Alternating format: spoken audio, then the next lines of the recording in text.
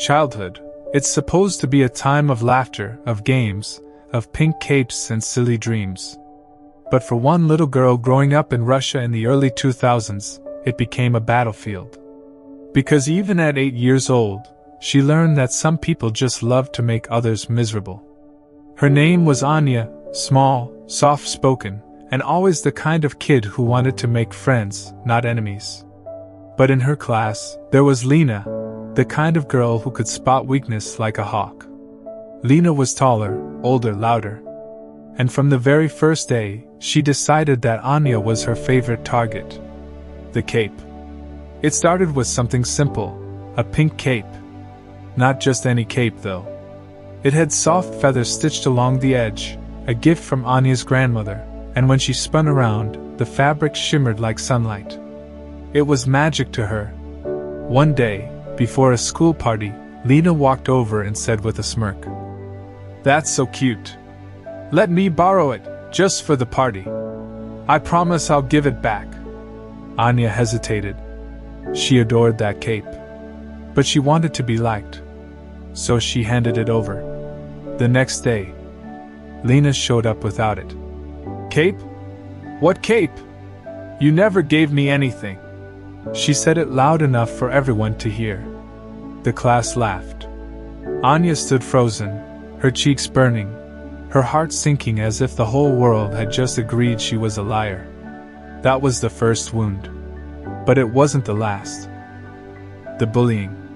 Over the next few weeks, Lena made Anya's life a quiet hell. She'd whisper insults during art class. She'd accidentally knock over her lunch. And when Anya tried to stand up for herself, Lena would mock her voice, calling her Baby Anya, in front of everyone. Even worse, Lena's mother, who believed every word her daughter said, somehow got Anya's home phone number. And one night, when Anya's mom was cooking dinner, the phone rang. "Tell your daughter to stop bothering mine," Lena's mom hissed through the line. "She needs to grow up and leave her alone." Anya stood beside her mother, eyes wide, as the call ended. She wanted to scream, "But she's the one bullying me!" But the words caught in her throat. That night, she cried herself to sleep. Because what could an 8-year-old do? The breaking point. Weeks passed. Anya avoided eye contact. She kept her drawings to herself. And still, Lena found new ways to get under her skin. But then, came the day that changed everything.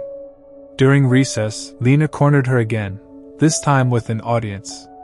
She leaned close, smirked, and spat out a word Anya didn't even understand. "You're such a lesbian." The word hung in the air, strange and heavy. The other kids giggled. Some pointed. Anya blinked, confused, humiliated, heart pounding. She didn't know what it meant, but she knew it was meant to hurt. And that's when something shifted inside her. She didn't cry. She didn't yell. She simply turned, walked toward the teacher's desk, and began to plan her revenge. The plan. She knew Lena thrived on attention, on making others look small. So, what better way to destroy her than to take away that power? When class began again, Anya raised her hand innocently and asked, "Teacher, can I ask something?" The teacher smiled. "Of course, dear. What is it?" And in the softest, sweetest little voice imaginable, Anya said, "What does lesbian mean?" The room went silent. Every child froze. Even the teacher's chalk stopped mid-stroke. You see, this was Russia in the early 2000s. Kids weren't supposed to know words like that. The teacher's face turned white. Where did you hear that word?" she demanded. Anya lowered her eyes and said tearfully, "Lena called me that in front of everyone. I don't know what it means. Did I do something bad?" The silence broke like glass. The fallout. The teacher's reaction was immediate. She turned toward Lena with the kind of fury that could freeze time. "Lena! How dare you use that word in this classroom?" The lecture lasted for 10 full minutes. Every student watched as Lena's face went red, then pale, then read again. The teacher threatened to take her to the headmaster. And before the day ended, Lena's mother was called to the school for a meeting.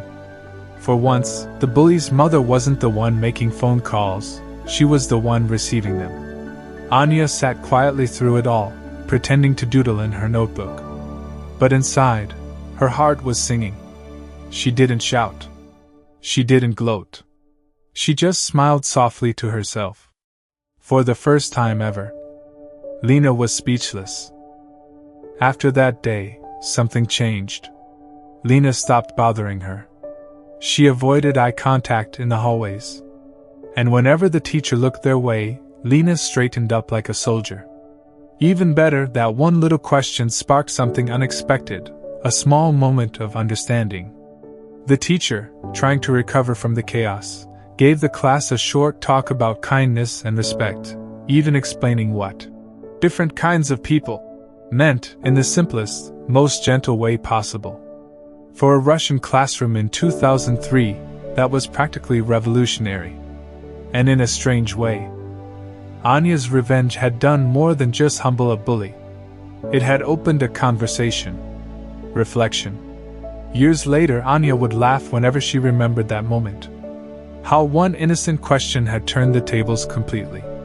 How justice didn't always need shouting or fighting. Sometimes, it just needed a well-timed whisper. And yes, Lena was right about one thing. Anya did grow up to love women. But she also grew up to love herself. And that was the best revenge of all. Soft outro music begins. Narrator, warm, closing tone. Sometimes, karma doesn't strike with thunder. It whispers through the smallest voice in the room. If you loved watching a bully finally get what they deserve, don't forget to like, share, and subscribe for more real-life revenge stories that prove one thing. Justice always finds its way back. Tell us in the comments. Speech balloon, what's the most satisfying revenge you've ever seen someone pull off? Because sometimes the quiet ones are the ones you should never underestimate.